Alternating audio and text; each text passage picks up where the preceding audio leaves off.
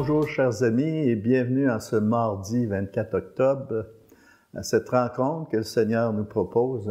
Jésus nous parle aujourd'hui. Le Seigneur a quelque chose à nous révéler en chacun de nos cœurs. Si vous voulez, on va prendre le temps de se disposer avec la Vierge Marie, elle qui méditait la parole de son Fils sans cesse. On va demander à Marie qu'elle puisse venir prendre toutes nos préoccupations qui nous habitent. Ça peut arriver. Tous nos doutes, nos peurs. Ça fait comme des nœuds qu'on peut ressentir en dedans de nous, qui nous empêchent d'aimer, qui nous empêchent de faire confiance à la vie, qui nous empêchent d'espérer. Alors, si vous voulez, on va se recueillir. On va prendre le temps de respirer un bon coup, de fermer les yeux pour ne pas être trop distrait, de descendre en nous, là où le Seigneur veut nous rencontrer. Le Seigneur veut te rencontrer aujourd'hui, par sa parole, mais aussi dans ton cœur. Et Vierge Marie, viens donc nous disposer à accueillir la parole de ton Fils, de créer cet espace en nous qui lui est réservé. Et toi qui défais les nœuds, Vierge Marie, viens défaire tous ces nœuds qui habitent ceux et celles qui sont en contact avec nous. Viens défaire les nœuds de ceux et celles que nous aimons, et même de ceux et celles que nous aimons moins, que nous avons de la difficulté à aimer. Et quoi que nous fassions, quoi que nous disions, Vierge Marie, qu'on puisse le faire sous ton regard maternel, et enveloppe-nous de ton manteau de tendresse. Et merci Marie d'être toujours présente au milieu de nous.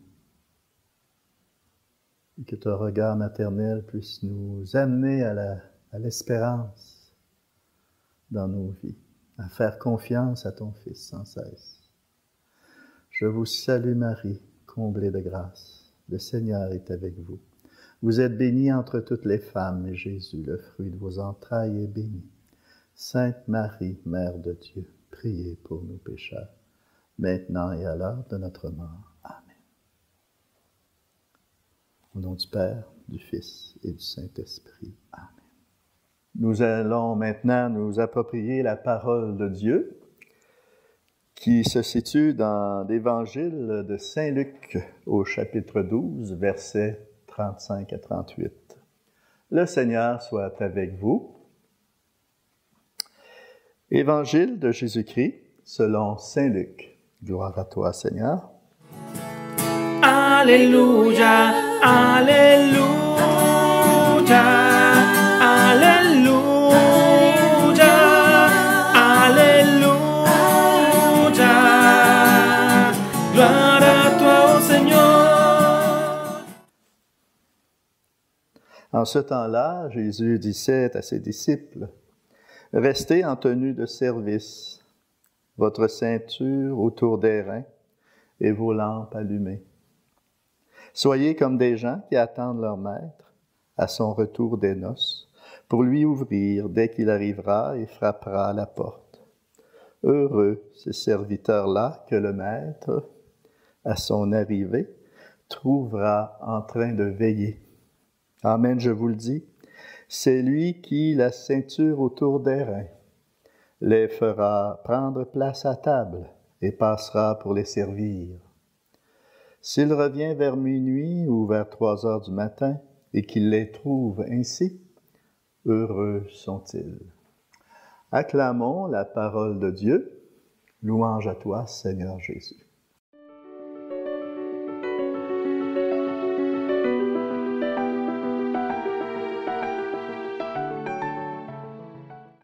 Quelle belle parole, chers amis. Une parole qui nous fait du bien.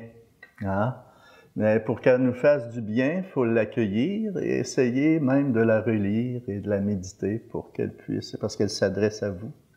Elle s'adresse à chacun et chacune d'entre nous.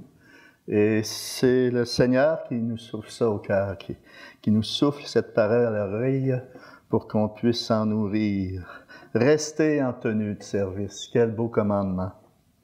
Un commandement d'amour.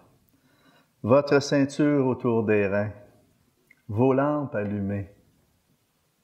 Très belle directive, hein? C'est comme s'il veut nous diriger vers quelque chose de très beau, quelque chose qui sera un chemin de guérison pour nous. Être en tenue de service, la ceinture autour des reins. Ce n'est rien d'autre que de vivre au quotidien, tout simplement, dans l'ordinaire des jours, la durée et l'attente de l'inattendu, de l'inconnu. Être en tenue de service, se préparer à ce qu'il y a d'inconnu qui s'adresse au quotidien. Hein?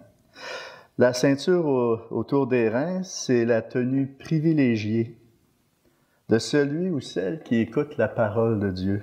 C'est beau, hein? De celui ou celle qui est prêt pour le passage du Seigneur dans sa vie, comme au jour de la sortie d'Égypte d'ailleurs. Le Seigneur marchait au milieu de son peuple, mais ce n'est pas tout le monde qui le reconnaissait. La parole de Dieu nous parle. Cette parole, elle t'habite, elle est dans ton cœur. Elle te conduit, cette parole. Elle t'éclaire et elle te porte. Parce que cette parole, c'est le Verbe. Et le Christ, c'est le Verbe qui s'est fait chair. Et cette parole veut prendre chair en toi.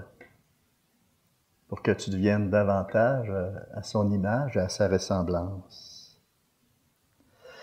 Dans le passage que nous venons d'entendre, il y a un mot qui peut nous piéger. C'est celui de service. Parce que nous risquons de ne pas l'entendre comme l'entendaient les gens du temps de Jésus. Souvent, le mot service évoque pour nous le fait de faire des choses. Puis faire ça vite, hein, bien souvent. Rendre plein de services, puis nous partons, on laisse l'autre libre, servi, respecté, mais aussi seul. Ce n'est pas le sens principal que porte la Bible envers ce mot, service. On pourrait regarder Marie, la Vierge Marie, pour trouver un nouveau sens à ce que c'est un serviteur, une servante du Seigneur. Donc, Marie, à la visite de l'ange, et à sa demande, répondra « Je suis la servante du Seigneur, qu'il m'advienne selon ta parole. »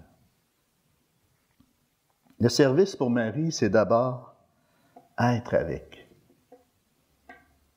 lui être disponible. Je suis la servante du Seigneur, il y a toute une disponibilité.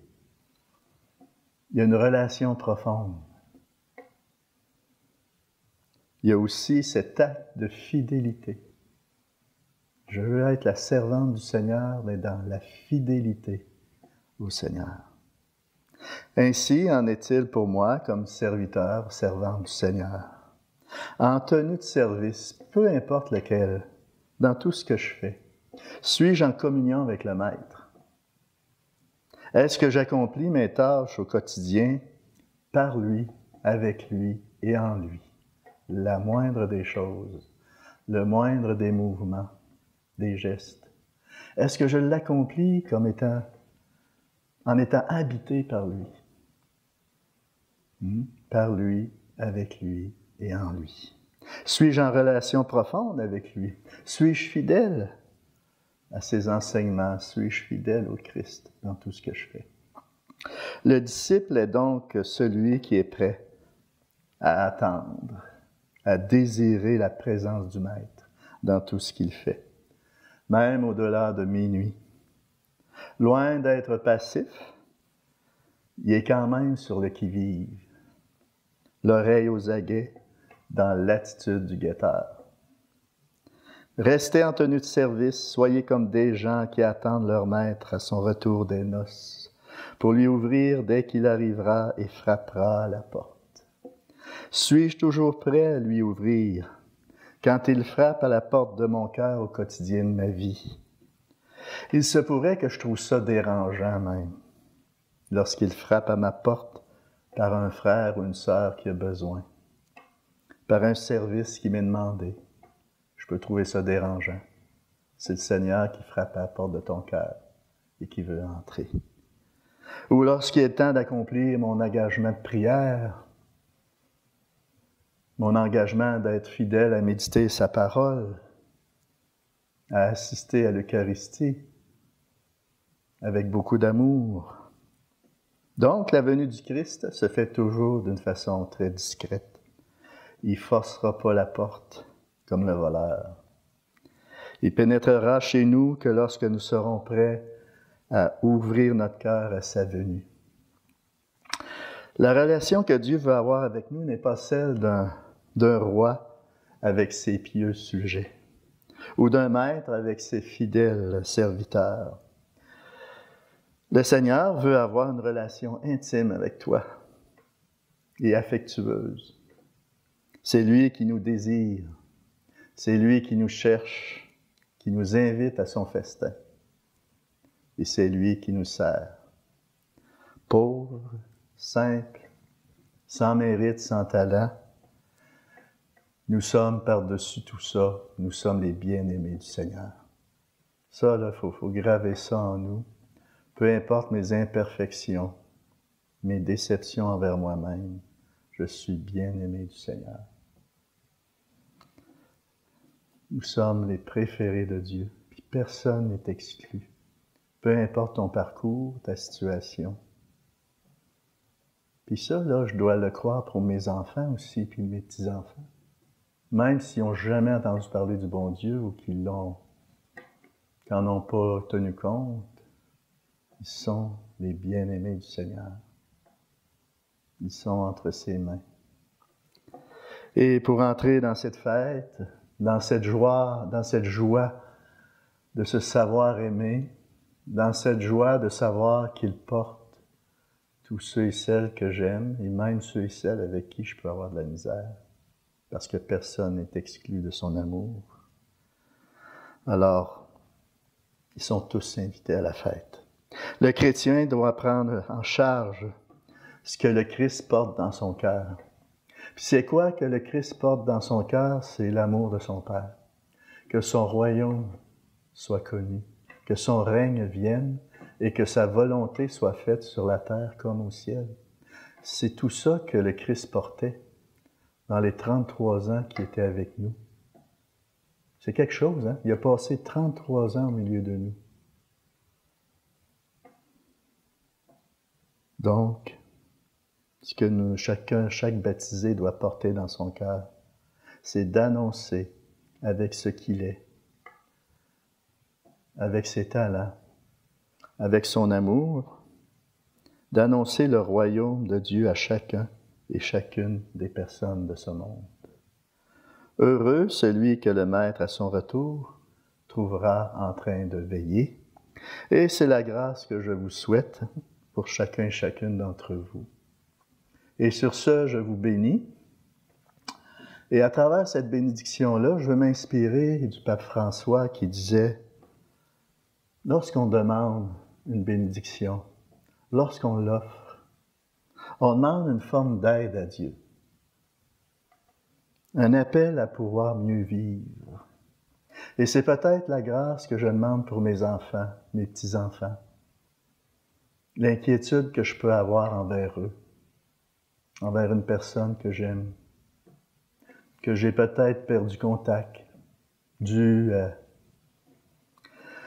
à des choses difficiles qu'on peut vivre dans la famille, hein, parce que dans une famille, il y a toutes sortes de confrontations qu'il peut y avoir, et on peut sortir blessé de tout ça. Alors, si vous voulez que cette bénédiction puisse les rejoindre, hein, afin que notre confiance en un Père qui nous aime puisse les rejoindre et les aider à mieux vivre. C'est la grâce qu'on demande au Seigneur à travers cette bénédiction et qu'il vous bénisse au nom du Père, du Fils et du Saint-Esprit.